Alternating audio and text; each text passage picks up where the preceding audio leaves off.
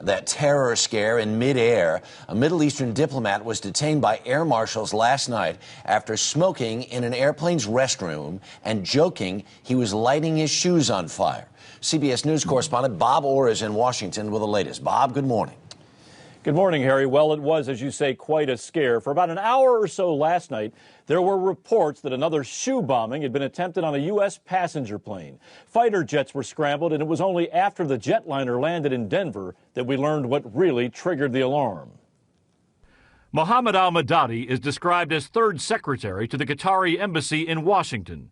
He was on board United Airlines Flight 663 when it left Washington's Reagan National Airport at 5:19 last night, bound for Denver. Officials say al-Madadi at some point left his first-class seat and went to the plane's bathroom to apparently smoke a cigarette.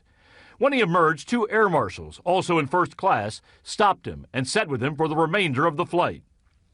One passenger told his wife it was handled quickly and quietly. He called and said there's been an incident.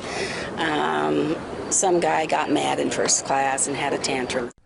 Officials say it was while he was seated that he then reportedly made a joke or a wisecrack about trying to light his shoes on fire, an apparent reference to the 2001 so-called shoe bomber Richard Reed, and that set off alarm bells with the air marshals.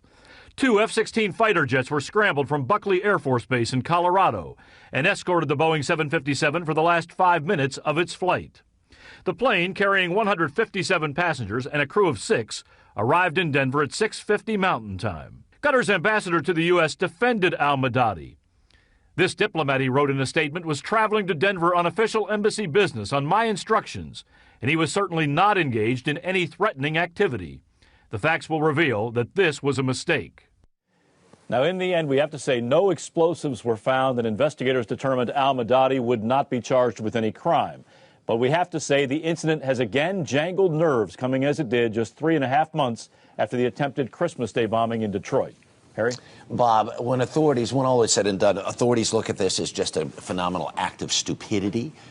Yeah, I think that's a good way to put it, Harry. I talked to a number of top officials last night.